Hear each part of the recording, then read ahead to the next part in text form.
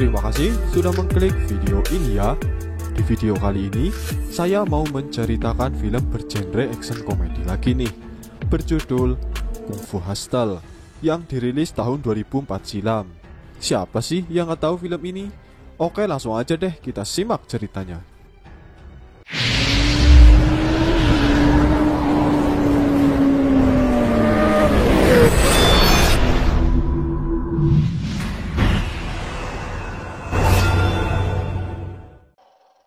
Bersetting di Shanghai pada tahun 1940-an. Film dimulai ketika ketua geng buaya menghajar komisaris polisi karena sudah menangkap istrinya hanya karena meludah.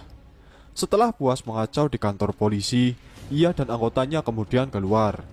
Dan secara tiba-tiba, jalanan menjadi sepi. Lalu geng terbesar dan ditakuti di Shanghai, yaitu geng kapak, datang kemudian membunuh semua anggota geng buaya dengan kejam.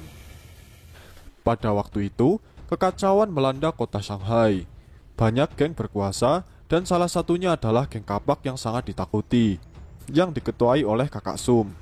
Tanpa adanya penegak hukum, polisi pun takut pada geng. Sementara di rumah susun kandang babi yang jauh dari perkotaan, rakyat hidup damai tanpa adanya para geng. Rumah susun yang dihuni rakyat dari berbagai latar belakang, dimiliki oleh Bapak Juragan yang mesum. Ketika Bapak Juragan baru selesai makan, ia pun kembali ke rumahnya. Di perjalanan, ia seringkali menggoda wanita. Ketika salah satu penghuni rumah susun sedang mandi, tiba-tiba airnya mati. Dan tak lama, Ibu Juragan yang galak datang dan memaki-maki para penghuni rumah susun karena mereka belum membayar uang sewa bulanan.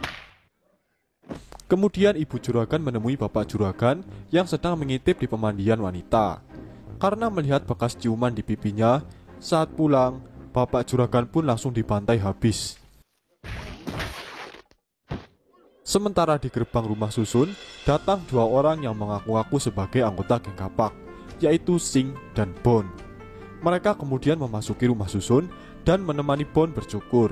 Kemudian mereka mulai meniru-niru anggota geng kapak untuk memeras si tukang cukur. Udah cukur, bukannya bayar malah minta uang. Karena mendengar keributan, semua penghuni rumah susun mendatangi Sing. Sing lalu menantang satu persatu dari mereka dan tetap merasa sok kuat. Sampai akhirnya Ibu Juragan datang, kemudian mengusir Sing. Sing yang berpura-pura memanggil bantuan dengan melempar kembang api malah mendatangkan geng kapak yang sebenarnya. Dan Sing menuduh Ibu Juragan yang melempar petasan itu. Petinggi geng kapak dan anak buahnya kemudian mendekat dan mengancam si tukang cukur. Sementara Ibu Juragan malah lari ketakutan. Ketika si tukang cukur akan ditebas, petinggi geng kapak itu tiba-tiba terpental jauh. Mereka kemudian memanggil seluruh anggota geng kapak. Akibatnya, pemukiman rumah susun kandang babi pun diserbu oleh geng kapak. Kakak Sum yang melihat salah satu petingginya tewas, kemudian mengancam penghuni rusun untuk mengakui pelaku pembunuhan itu. Lalu si kuli panggul mengakui itu adalah perbuatan dirinya. Ternyata ia bukan kuli biasa. Ia ahli kungfu jurus tendangan 12 penjuru. Dan sendirian menghadapi anggota geng kapak. Lalu muncul seseorang yang membantunya, yang tak lain adalah si penjahit. Ia ternyata ahli kungfu jurus tangan besi. Mereka berdua kemudian bertarung bersama. Lalu muncul lagi petarung yang ketiga, yaitu si penjual mie bernama Donat. Ternyata ia ahli kungfu jurus tongkat 6 penjuru. Akhirnya geng kapak berhasil dikalahkan oleh ketiga master kungfu itu. Malam harinya, di markas geng kapak, Sing dan Bon ditangkap oleh Kakak Sum karena telah mempermalukan citra geng kapak di mata umum. Mereka akhirnya lolos dari kematian ketika Sing mengutili gemboknya dengan cepat. Sing memohon kepada Kakak Sum untuk menjadikan mereka anggota geng kapak. Kagum dengan keahlian mengutil kunci Sing, Kakak Sum lalu mengatakan, kalau Sing berhasil membunuh satu orang, ia akan diangkat menjadi anggota geng kapak. Setelah kejadian itu, Sing merencanakan pembunuhan pertamanya, yaitu ke ibu juragan. Tapi Bon takut, karena para penduduk jago kungfu. Sing kemudian menceritakan kilas balik hidupnya ketika ia membeli buku kungfu dari pengemis seharga $10 dan mulai belajar kungfu jurus tapak Buddha. Dan dengan pedenya, ia kemudian menantang berandalan dengan jurus barunya itu. Karena kepedeannya, ia malah dikalahkan dengan mudah.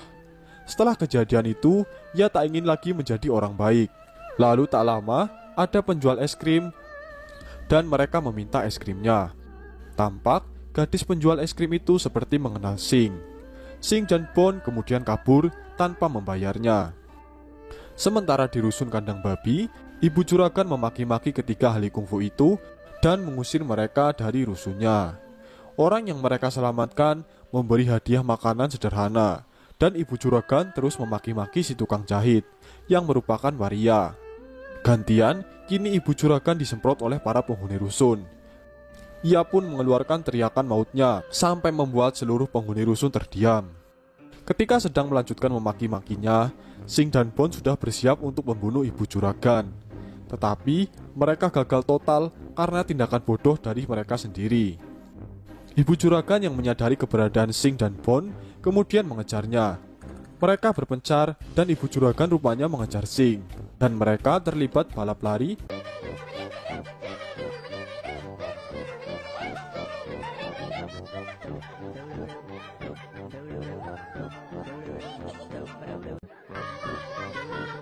Sampai akhirnya Sing berhasil lolos karena ibu juragan menabrak papan iklan. Sing cedera parah dan bersembunyi di atas mimbar lampu lalu lintas, di mana cederanya terobati. Selama pemulihan, tanpa sadar, Sing menonjoki sisi besi dari mimbarnya, meninggalkan bekas tangannya. Setelah pulih, Sing bertemu Bon kembali, tetapi Sing tak bisa menjelaskan pemulihan cepat dari tubuhnya. Sementara di markas geng kapak, Kakak Sum yang masih marah karena kekalahan geng kapak kemudian menyewa sepasang pemain kecapi yang merupakan pembunuh profesional memakai kecapi yang ada sihirnya. Kakak Sum meminta mereka untuk membunuh ketiga ahli kungfu di rumah susun kandang babi. Di lain tempat, ketiga ahli kungfu itu kemudian mengucapkan salam perpisahan dan saling bertukar pukulan, dan mereka tampak seimbang. Tak lama, si kuli pun pergi terlebih dahulu dan melihat salah satu pembunuh bayaran di sana yang sedang memainkan kecapi. Ketika si kuli berjalan menjauh, ia baru sadar dan berbalik arah, dan ia terpenggal. Pembunuh bayaran yang satu lagi pergi mendatangi si penjahit dan langsung mengajaknya bertarung. Mereka bertarung sampai keluar rumah, dan pembunuh bayaran ini langsung memainkan kecapinya. Kemudian terus-terusan menyerang si penjahit sampai ia terpojok. Tak lama setelah itu, Donat pun datang dan mencoba melawan mereka. Tapi usahanya untuk mendekat terus saja gagal. Dan ketika Donat dan si penjahit akan dibunuh, ibu juragan menyelamatkan mereka dan bapak juragan melawan pembunuh bayaran itu. Ternyata mereka adalah ahli kungfu dengan keahlian yang lebih tinggi. Dengan mudahnya, bapak juragan memukuli para pembunuh bayaran itu. Ketika pembunuh bayaran akan menggunakan kecapinya lagi, datanglah si ibu juragan menggunakan jurus auman singa dan mampu membuat pembunuh bayaran itu kabur ketakutan. Kemudian pasangan ini mengancam Kakak Sum untuk tidak mengganggunya lagi, dan geng kapak pun kembali dengan kekalahannya. Setelah kejadian itu, meskipun si penjahit dan Donat berhasil ditolong, mereka mendapatkan cedera fatal. Si kuli tewas terpenggal, si penjahit tewas karena luka tusuk, dan Donat akhirnya tewas karena lukanya terlalu parah. Keesokan harinya, tanpa kemajuan berarti, Sing menjambet si penjual es krim, dan ia menyadari kalau si penjual es krim adalah gadis bisu yang merupakan teman masa kecilnya yang dulu pernah ia selamatkan. Dan gadis itu memberikan permen untuk Sing, tapi Sing menolaknya bahkan dilempar ke tembok dan kabur. Setelah itu, Sing dan Bon berpisah. Sing kemudian dijemput oleh geng kapak dan Kakak Sum menyuruh Sing untuk membebaskan Beast, yang konon katanya adalah pembunuh top dunia. Setelah Sing memasuki penjara, ia pun mencari lokasi Beast. Setelah berhasil menemukan Beast, ia kaget melihat penampilannya. Setelah dibawa ke markas geng kapak, semua orang pun bingung karena sikap Beast yang sembarangan dan penampilannya yang acak-acakan. Tetapi, setelah Beast membuktikan dirinya dan mampu menghentikan peluru yang ditembakkan ke arahnya, para geng langsung menunduk hormat. Beast lalu pergi dan menghadapi ibu dan bapak juragan, yang ternyata berada di sana, yang sedang menunggu untuk membunuh Kakak Sum dan anggotanya.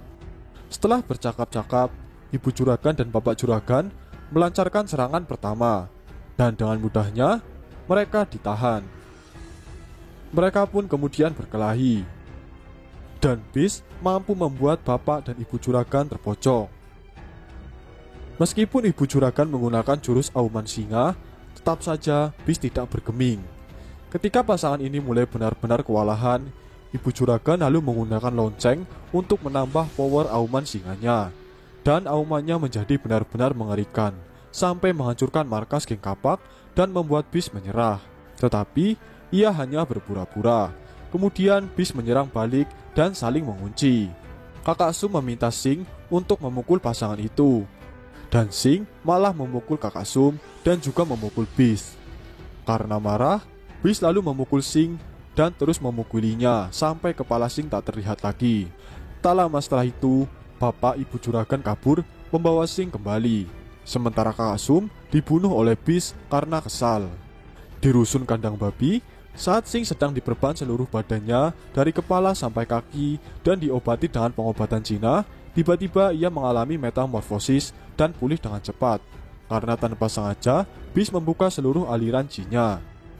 Beast dan geng kapak sudah menyerbu rusun kandang babi dan menyisiri satu persatu ruangan di sana. Kemudian, Sing meminta ibu dan bapak juragan untuk beristirahat, dan Sing keluar rumah kemudian menghadapi seluruh geng kapak. Dan dengan mudahnya, Sing memukuli mereka.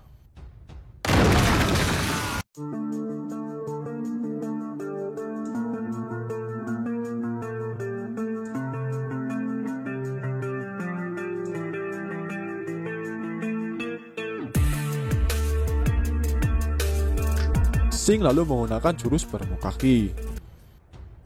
Sing menghajar dan melempar anggota geng kapak ke sana kemari dengan mudahnya. Ia lalu berlari mendekati Beast, dan dengan sombongnya, Beast meminta Sing untuk memukul dirinya. Hasilnya, Sing mampu membuat Beast terpental. Setelah itu, mereka bertarung dan saling bertukar pukulan dan juga tendangan. Beast kemudian menggunakan jurus kartu asnya, yaitu jurus kungfu katak. Dan benar saja, Sing kewalahan dan diserang terus-menerus, sampai Sing terpental dan terbang ke langit. Lagi-lagi, karena jurus Beast, aliran Qi Sing bertambah, sehingga ia tambah kuat. Setelah kembali ke bumi, ia melakukan jurus tapak kuda yang dulu pernah ia pelajari saat masih kecil, membuat Beast kalah dan meninggalkan bekas telapak tangan yang besar di tanah. Seperti sebelumnya, Beast hanya berpura-pura kalah, kemudian menyerang Sing. Tapi sia-sia, dan dengan mudahnya Sing menggertak Beast, dan Beast malah menjadi murid Sing. Beberapa waktu kemudian, Sing dan Bon membuka toko permen. Saat gadis bisu penjual es krim lewat, Sing kemudian keluar dan menemuinya. Mereka berubah menjadi anak kecil lagi dan masuk ke dalam toko. Setelah mereka masuk, ada seorang anak kecil yang bertubrukan dengan seorang pengemis yang pernah menawarkan Sing buku jurus tapak kuda. Awalnya, bocah itu menolaknya. Tetapi, si pengemis menawarkan buku jurus yang lain, dan si bocah tampak mulai tertarik. Dan film pun berakhir. Terima kasih sudah menonton video ini sampai akhir ya.